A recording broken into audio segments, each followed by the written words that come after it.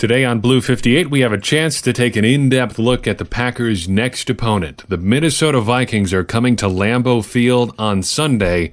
Who's going to win? Blue 58! Hello and welcome to another episode of Blue 58, the one and only podcast to thepowersweep.com. I'm your host, Jon Meerdink, happy to be with you here for another episode. And I love doing those preview episodes. We're doing, like I said last week, a little bit different than last year. We're just going to walk through the preview piece that we've written for thepowersweep.com, give a little bit of perspective on the things that we talk about in the piece, and hopefully build on it a little bit as well. If you don't have a chance to read the preview piece, this will be a good way to walk yourself through it. If you do want to read that, you can read it at thepowersweep.com. It should give you a little bit more in-depth look at what we're talking about. So these two things should complement each other. The Minnesota Vikings, they're coming to Lambeau Field 1-0 after a pretty convincing win over the Atlanta Falcons. Last week I had an opportunity to watch a lot of NFL football, more even than I think I anticipated having the chance to watch.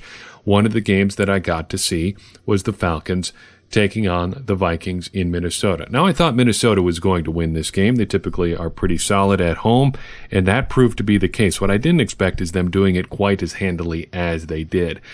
If there was an overall league-wide narrative about rust being a factor for these teams that didn't play a lot of their starters in the preseason, well, the Vikings didn't get that memo. They played their starters probably more than most in the preseason, but still not all that much, and they didn't look rusty at all. They were ready to go. Dalvin Cook was really good, ran for 111 yards on just 21 carries, scored 2 touchdowns. Kirk Cousins only had to throw 10 passes in this one. It was a dominating effort by the Vikings. The Falcons, yeah, they may have turned out to just not be that good, but I think they would have thought they were better than the 28-12 final score would indicate. And let's be real, that 28-12 final score was not a true reflection of how close that game actually was. The Vikings were leagues ahead of the Falcons throughout that entire game, and now they come to Lambeau Field to face a Packers team that had its own exciting Week 1 win, but for a different reason. I don't think the Packers were by and large expected to win, though our listeners did predict the Packers win going, contrary to what I predicted. Good for them. They were correct. The Packers come out with an exciting win in Chicago, albeit a little bit sloppy. Sloppy to the point that I'm not sure how much we could take away from it. That's what I said at the time. I still kind of think that. It's going to be a couple weeks before we get a true look at who the Packers are in 2019. But this game is going to be a good opportunity to see what sort of team they are, because despite what the stats may say, this looks like a pretty even matchup. Looking at the team stats, as we've decided to do each and every week, nothing really jumps out except for a significant difference between the Packers and the Vikings in terms of their offensive output. We expected the Vikings to be good on defense. They are solid. In Pro Football's DVOA number, they're 11th in the league, but their offense is 17th, probably a little bit lower than they expected, and the rest of us too, but significantly higher than the Packers. Even accounting for opponents, the Packers ranked 27th in the league in that number from Pro Football Outsiders, or Football Outsiders, excuse me. The Vikings, 10 points ahead of them at 17th, just a smidgen below average in their total output. It's early, but that is somewhat interesting, although you should take this with a significant grain of salt given how early in the season this is. You do have some questions about this too. As we write in the piece at thepowersweep.com, how much stock can you really put into this number that's kind of all on 1 week? Was it more impressive for the Vikings to really hammer the Falcons, or for the Packers to squeak one out on defense against Mitchell Trubisky? The Packers ended up with a much higher ranking in their DVOA number than the Vikings. Is that fool's gold, or is that a legit reflection of what they did in Week 1? It's supposed to have take into account a little bit what your opponent is and what they've done, though not so much early in the season. In fact, that won't be factored in for a couple more weeks in Football Outsiders numbers. So it could be that these things are entirely off base. Let's just wait and see what actually ends up being true, and we'll get an opportunity to find out what's true this week. Even more confusing, perhaps, is the numbers for Kirk Cousins and Aaron Rodgers. Both of these guys, you have reason to correct their stats a little bit. Cousins, he had an easy day at the office last week. Just 10 pass attempts, and he completes 8 of them for 98 yards and a touchdown. A cool passer rating of 140 0.8. Not a bad day. Pretty impressive statistically, but again, he didn't have to do all that much. On the flip side, you've got Aaron Rodgers, who from the stats, it looks like he at least tried to do a lot, but didn't produce all that much. 18 of 30 passing for 203 yards and a touchdown. But he faced a, statistically at least, much better Bears defense. The Bears were thought to be one of the top defenses in the league coming into this season, and they showed that on Thursday. They looked really good again. And of course, the Packers were out of sync a little bit on offense too. So which do you believe? Was Aaron Rodgers underachieving because he's washed up and just isn't as good anymore? Or was he just going against a really, really tough defense and we should look at his numbers that way? I'm not sure. I don't have a good answer. I think it's more likely that there is some statistical noise coming in the form of facing a really good defense in week one when you haven't played a whole lot in the preseason, but it's hard to get that into a box score, and that's what we're left with here. Aaron Rodgers just looks like he has pretty abysmal stats so far this season. Returning to the Vikings defense, the player I highlighted as one to watch on Minnesota's squad is Danielle Hunter, a former third-round pick of the Vikings. He was taken 88th overall in 2015. Danielle Hunter is probably their most ferocious individual pass rusher. He notched his 41st career sack on Sunday against the Falcons. Entering his age 25 season, he had 40 previously, 14 and a half in 2018 alone. That's quite a total. He's been a little bit up and down. He's been from single digits to double digits to single digits to double digits in the 4 years prior to this one. But generally, he's been pretty productive. And I wrote in the piece that should be some encouragement to Packers fans concerned about Rashan Gary's production. Let's talk about why that is. So at the Power Sweep, we use a metric on occasion called production ratio. Basically, well, not even basically, explicitly, that is the number of sacks and tackles for loss that a guy produces divided by the number of games that he plays. A good player at the college level should produce about a production ratio of about 1. So he's producing 1 sack or tackle for loss per game that he plays. An elite level player will be closer to 2 or 2.5. They're really blowing up their competition at the college level. Danielle Hunter has been great in the NFL, but in college football, when he was playing at LSU, he was not super great. Even though he was an overwhelming athlete, even though it seems like he probably should have been sacking quarterbacks left, right, and center, he really wasn't. In 38 college games, Danielle Hunter managed just 4.5 sacks and 21 tackles for loss. That is a production ratio of 0.67, significantly below the level that we'd expect for a player of his caliber. Even a guy getting drafted in the 3rd round should probably have a production ratio significantly higher than that. But in the NFL, he's produced 41 sacks and 52 tackles for a loss in 63 career games. That's a production ratio of 1.47. And at the NFL level, anything within spitting distance of 1.5 is elite or better than that even. So he's really transformed himself from an unproductive college player into a productive pro. That's not something that you see a whole lot when you look at this number. Generally, guys that are productive in the pros go on to be fairly productive at the NFL level, if slightly less productive than they were in college. Hunter has gone exactly the opposite direction. He was not super productive in college, but he's become extremely productive in the NFL. That should be a testament to both him and the Vikings coaching staff. They've gotten the absolute most out of this guy, and he's gotten the absolute most out of himself. That's a big win for the Vikings. Great draft pick there, high value in the 3rd round, and they've even gotten a relative deal in signing him to the most recent extension that he signed. So good moves all around for them. Now, Rashan Gary actually was more productive in college than Danielle Hunter was. And like Hunter, he's a very, very good athlete. In 34 college games, Gary produced 23 tackles for loss and 9.5 sacks. That's a production ratio of 0.96.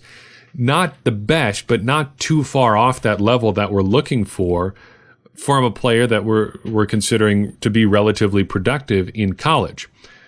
The problem is, of the, 4, 8, 12, 13 players selected in the 1st round, and this is referencing a piece that I wrote way back right after the NFL draft. Of the 13 or so players, the dozen or so players taken in the first round of the NFL draft who could be considered pass rushers of any type, so defensive linemen, outside linebackers, you get the idea. His was the third worst. Only Jerry Tillery and Dexter Lawrence had production ratios worse than him. They were the only three, Gary, Tillery, and Lawrence, who had production ratios of less than 1. Everyone else taken in the first round was at 1.03 or higher. And Ed Oliver and Montez Sweat, two guys that a lot of people would love to have seen in Green Bay, were above 2. I, in particular, advocated for the selection of Montez Sweat.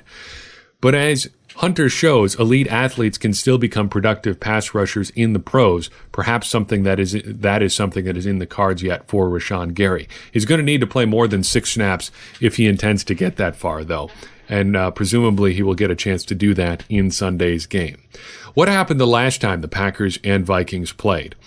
We'll have to rewind the clock back to November 25th, 2018. At the time, I called this the last stand of Mike McCarthy. Did a long-winded Lord of the Rings reference in my introductory podcast, or my preview podcast to that, talking about how in that movie, in the books as well, faced with certain destruction at Helm's Deep, Aragorn encourages Theoden, king of Rohan, to ride out and meet his opponents. We're going to go down swinging, is what he says, in short.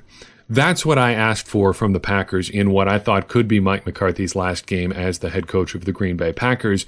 As it turns out, they did come out swinging. They did pretty well in the early going against the Vikings, led 14-7 in the second quarter, as a matter of fact. But after halftime, the Vikings took over. They scored 10 in the third, and even though the Packers scored 3 in the fourth quarter, it really didn't matter. 24-17, your final score.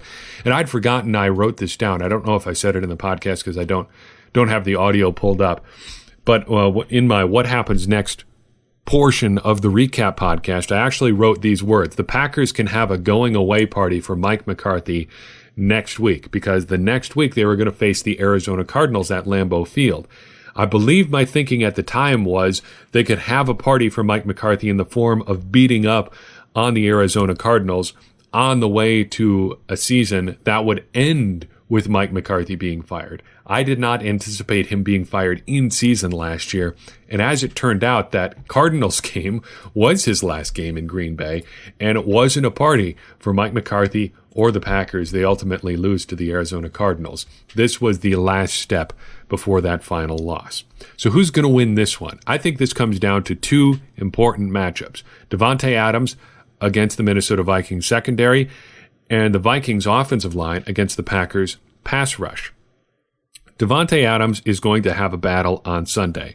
It's going to be a little bit of an easier battle because the Vikings secondary, though still very good, is probably going to be without Mackenzie Alexander, who's dislocated his elbow.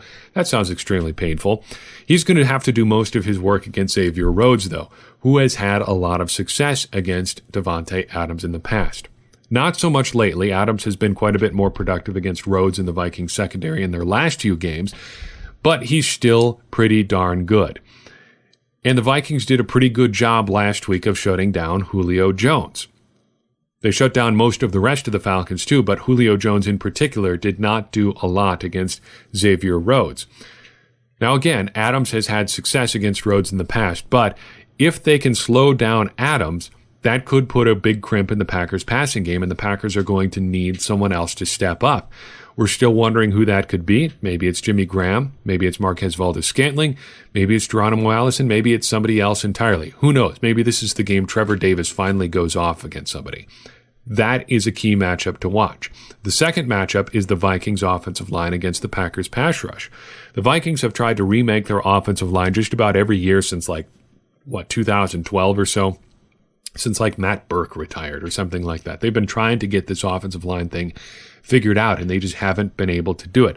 They drafted offensive line help early in the 2019 NFL draft, but it still could be a little bit of a weak spot, especially if the Packers can rush the passer like they did last week against the Bears. If the Packers can overwhelm the the Vikings offensive line and put pressure on Kirk Cousins, assuming that they're not able to run the ball like they could against the Falcons last week, that could be another big feather in the Packers' cap, especially given the presence of two outstanding wide receivers on the Vikings roster in the form of Adam Thielen and Stephon Diggs. If the Packers can get pressure quickly, those guys can be at least in part neutralized, especially if the Packers' secondary plays well.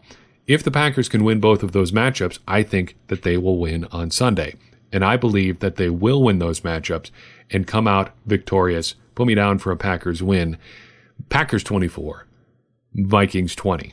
A lot of you are agreeing with me as well in our weekly Twitter poll. Now, these are not the final numbers. I'm having to record this a little bit early because I'm going to be busy on Thursday, so it's actually Wednesday night as I'm recording this. So the poll results are not final. There will be the final results will be in the final blog post about this game, which you'll be able to read Thursday or Friday at thepowersweep.com. But currently, 81% of voters believe the Packers will beat the Vikings on Sunday. That's even more confident than people were about the win over the Bears last week. Elsewhere in the poll, we do have some movement. Matt LaFleur is now above 50% in his approval rating. Still 45% have a neutral opinion on Matt LaFleur, but that is a step up from where he was last week. On defense, though, bit of a different story. Almost unanimous in favor of Mike Pettin. 98% of the voters who have responded so far say they approve of the job Mike Pettin has done as the defensive coordinator so far this season. That's pretty stellar. Hard to get better than 98%. We'll keep an eye on these week in and week out as we go through the rest of the season.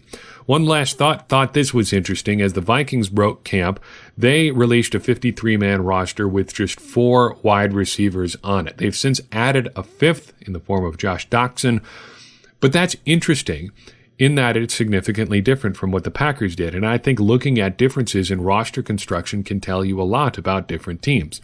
The Packers clearly like an abundance of wide receivers. They haven't found ones that are as good top to bottom as Adam Thielen and Stephon Diggs. They've got one in the form of Adams, but not another. Not yet, at least. The Vikings think they can get by with a minimum of wide receivers. The Packers are looking for volume. They kept 6 on their initial 53-man roster, and they have since added a 7th. 7 wide receivers is a lot, and it shows a pretty significant philosophical difference in roster construction between the Packers and the Vikings. What difference will that have on Sunday? Hard to say for sure, but we'll see in part when both teams take the field Sunday at Lambeau Field. So I've got for you on this episode. Hope you enjoyed the preview. Check out the full piece at thepowersweep.com. Check us out on Facebook and Twitter as well as we lead up to the game. Gary's going to be dumping a whole bunch of interesting nuggets from this preview and the work that he's doing as well. Check it out. Give it a read. Give us a retweet, a like, whatever on the social media network of your choice. It helps more people find the stuff that we do, and in turn helps us spread the word about the fine work that we are doing, at least the fine work I think we're doing at thepowersweep.com. And further, it helps us accomplish our mission of helping everybody become a smarter Packers fan. And as I always say, smarter Packers fans are better Packers fans, and better Packers fans are what we all want to be. I'm your host, Jon Meerdink. We'll see you after the game next time on Blue 58.